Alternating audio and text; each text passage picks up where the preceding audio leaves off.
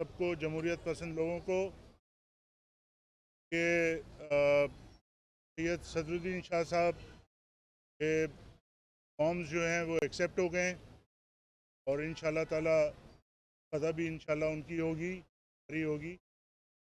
और दूसरी बात जो मैं करना चाह रहा हूँ और हम यहाँ पर जमा हैं पाकिस्तान मुस्लिम लीग फंक्शन की तरफ से कि जो कल वाक़या पेश आया हलीम आदिल शेख साहब के साथ, हम सख्त अल्फाज में उसकी मजम्मत करते हैं। इलेक्शन कमीशन ने एक लेटर निकाला था कि हलीम आदिल शेख को हल्का 128 से बाहर ले जाएं और ये हुकूमत जिसके ख़िलाफ़ हलीम आदिल शेख बरमला बात करते रहे हैं, उन्होंने उनको मौका मिल गया और पता नहीं कितनी FIRs उन पर काट के और उनको हिरासत में ले लिया। तो ये न सिर्फ कानून की धज्जियाँ छिड़ रहे हैं बल्कि एक इंतकामी कार्रवाई इन्होंने की है, इसकी हम मजम्मत करते हैं। हम सारे MPs यहाँ पर जो हमारे फंक्शन लीग के हैं हम मजम्मत करते हैं और मैं दरख्वास्त करूँगा राशिद शाह साहब को कि इस पर कुछ अल्फाज करें। बिस्मिल्लाहिर्रहमानिर्रहीम।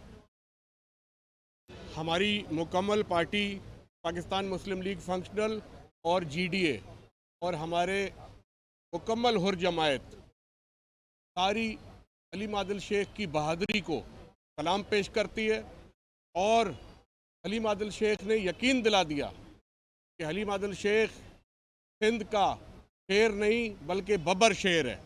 और उसने हलीम आदिल शेख साहब ने इमरान खान का भी नाम ऊंचा किया और अपोजिशन का भी नाम ऊंचा किया।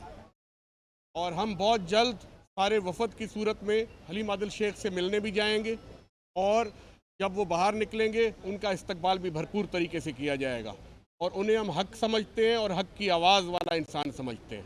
बड़ी मेहरबानी। बिस्मिल्लाहिर्रहमानिर्रहीम।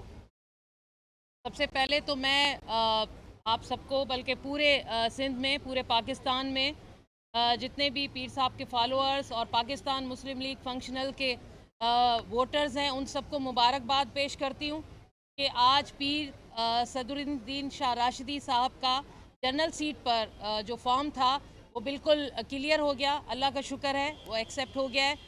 तो और दूसरी बात ये कि सेनेट के इलेक्शन, मेरा तो ये काफ़ी एक्सपीरियंस हो चुका है सेनेट के वोट के हवाले से।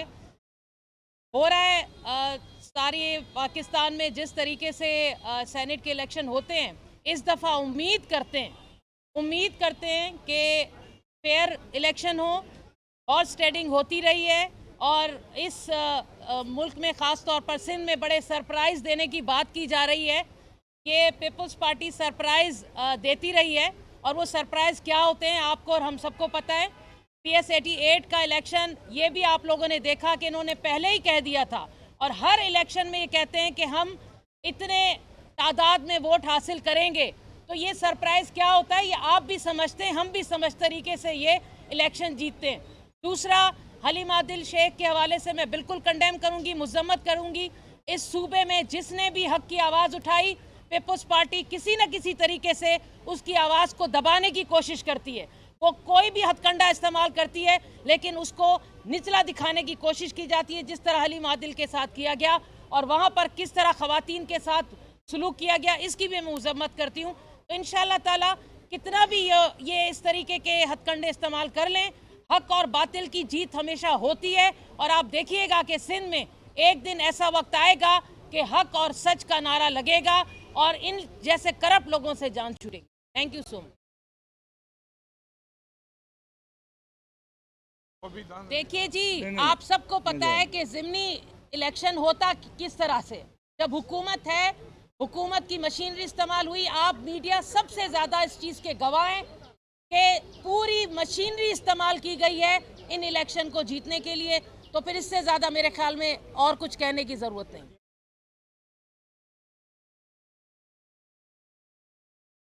बिल्कुल जी, मैं यहाँ पर इस चीज़ को ज़रूर कहना चाहूँगी कि पूरे पाकिस्तान में जिस तरह हमारी छोटी छोटी मासूम बच्चियाँ जवान बच्चे रेप करके मार दिए जाते हैं। मलीर में बुशरा राजभर को किस तरह किडनैप करके गैंग रेप का निशाना बनाया गया, आज तक बिलावल जरदारी की तरफ से मजम्मत नहीं आई। मुझे अफसोस है, बिलावल जरदारी को सोचना चाहिए कि इस तरह के वाकयात, अब दादू में एक छोटी 3 साल की बच्ची मासूम, और आप देख रहे हैं कि वहां पर हालत क्या है मेडिकल के हवाले से। वहां पर जो डॉक्टर्स हैं, जो वहां पर दवाइयां हैं, वो तो आपको कभी नहीं मिलेंगी। वो बच्चा मर जाए लेकिन वो ट्रीटमेंट नहीं मिलती। इस तरह के वाकयात को बढ़ावा दिया जा रहा है और हमारी हुकूमत खास तौर पर मुराद अली शाह साहब और हेल्थ मिनिस्टर साहिबा, आपके लिए ये एक सवालिया निशान छोड़े जा रही हूँ कि इस तरह के वाकयात तो हो रहे हैं, लेकिन जो मेडिकली तौर पर, जैसे खैरपुर में एक शख्स ने जहर पी लिया और डॉक्टर ने वीडियो बनाई कि मेरे पास कुछ नहीं है, मैं कुछ नहीं दे सकता, तो ये वाकयात हो रहे हैं। और हमारे होम मिनिस्टर कोई नहीं है। हम चीखते चिल्लाते रहते हैं कि यहाँ पर लॉ एंड ऑर्डर बेहतर नहीं है, लेकिन आप खुद देख रहे हैं कि हमारे सीएम खुद को सुपरमैन समझते हैं। अगर सुपरमैन साहब इस तरह के वाकयात को आपने हैंडल नहीं किया तो मेरे ख्याल में फिर कोई माँ और कोई वालिदैन अब किसी भी चीज़ पर ट्रस्ट नहीं करेगा, वो खुद बाहर निकल आएंगे। Thank you. वाकयात हुकूमत की बिल्कुल।